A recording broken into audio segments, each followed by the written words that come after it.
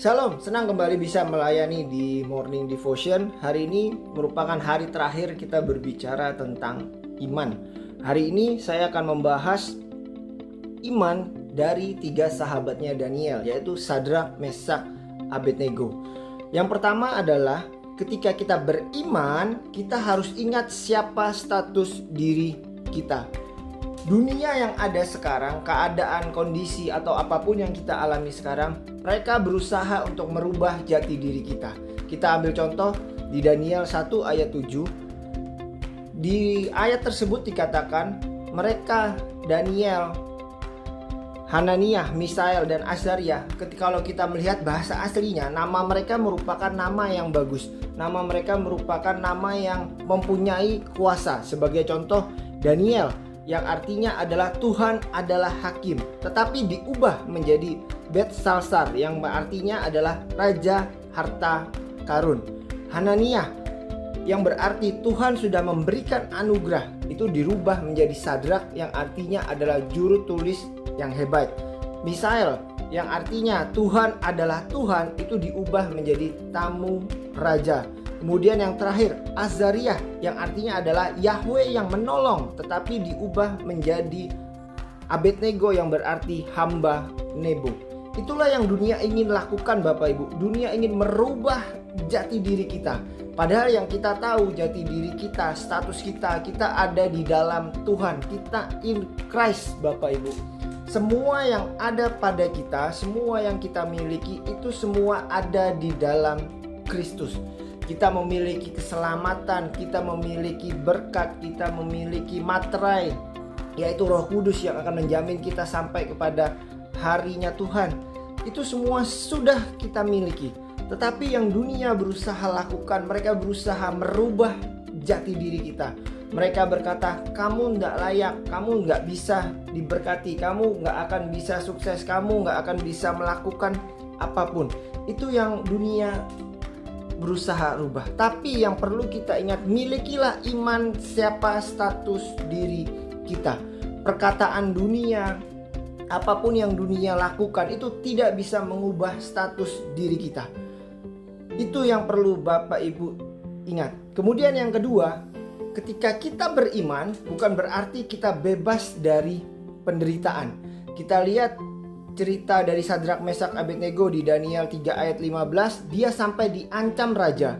Sekarang jika kamu siap, ketika kamu mendengar bunyi trompet, seruling, sitar, rembab, harpa, serdam, dan berbagai jenis alat musik, sujudlah dan menyembah patung yang telah kubuat itu.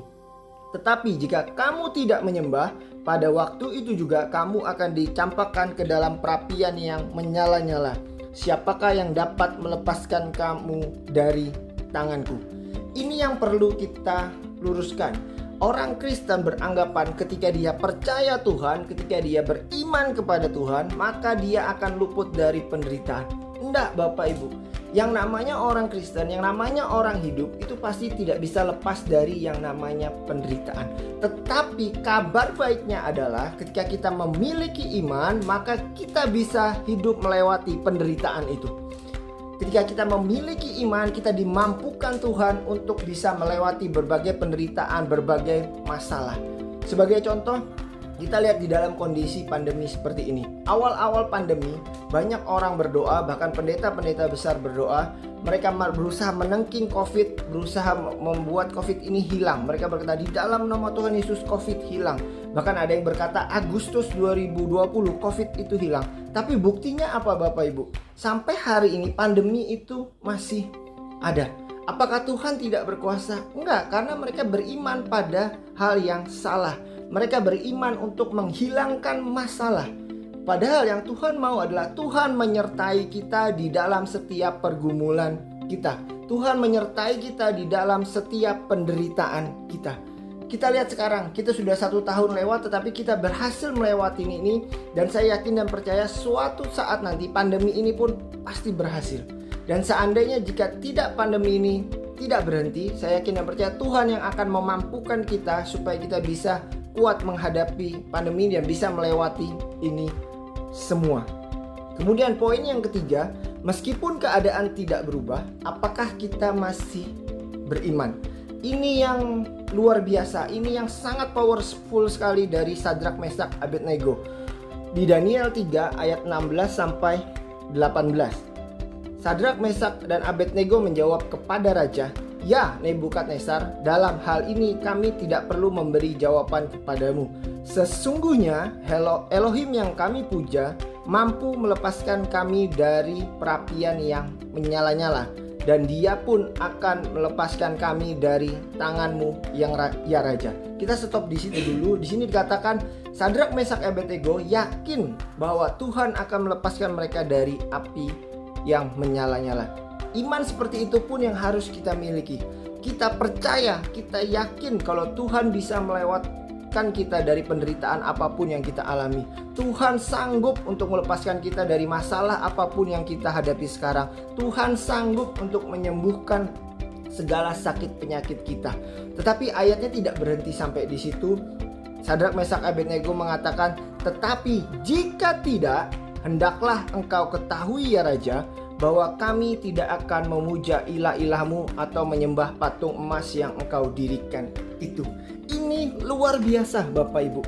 Sadrak, Meshak mengatakan jika tidak diselamatkan pun mereka tidak akan menyembah ilah-ilah yang disediakan oleh raja.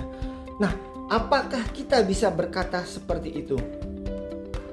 Mungkin Bapak Ibu bisa dijawab dalam hati, kalau seandainya Tuhan tidak melepaskan kita dari masalah, apakah Bapak Ibu tetap beriman kepada Tuhan?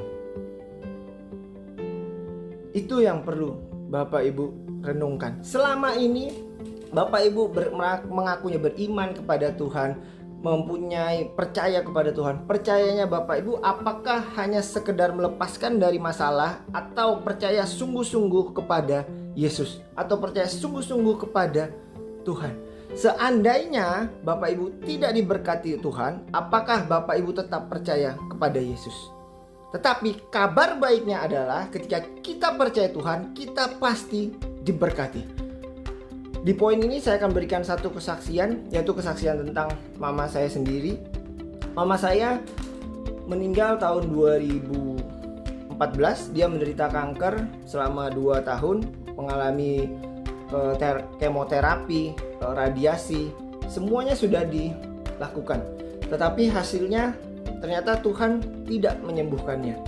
Saya sangat kecewa sama Tuhan saat itu. Tetapi setelah berjalannya waktu dan saya membaca ayat ini, saya diingatkan sama Tuhan. Coba kamu ingat kembali ketika mamamu sakit. Pernah nggak satu kali saja mamamu itu menyalahkan Tuhan? Enggak. Itu yang saya bisa pelajari dari imannya mama saya.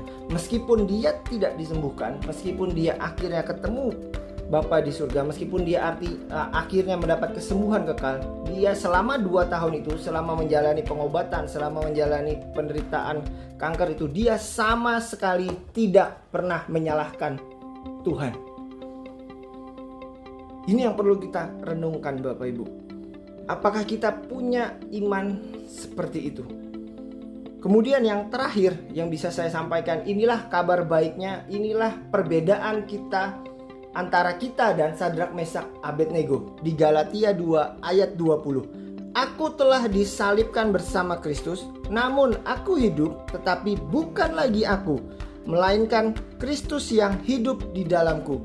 Dan hidup yang sekarang aku hidupi secara jasmani adalah hidup oleh iman, yaitu iman dari Putra Elohim yang telah mengasihi aku dan menyerahkan dirinya bagiku." Ini kabar baiknya. Ini kabar baiknya yang kita hidup di dalam anugerah. Iman kita bukan tergantung sama kita. Iman kita bukan tergantung sama kekuatan kita, tetapi iman kita bergantung sama pemberian Tuhan.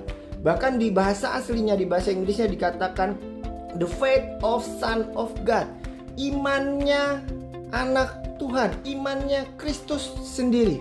Jadi kalau ketika Bapak Ibu bisa beriman, itu bukan iman Bapak Ibu, tetapi iman Yesus sendiri.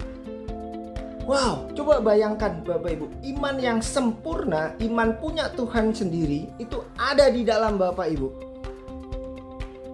Mana yang lebih besar? Masalah yang Bapak Ibu hadapi sekarang, penderitaan yang Bapak Ibu hadapi sekarang, atau iman yang ada di dalam Bapak Ibu? Itu yang perlu kita renungkan sekali lagi.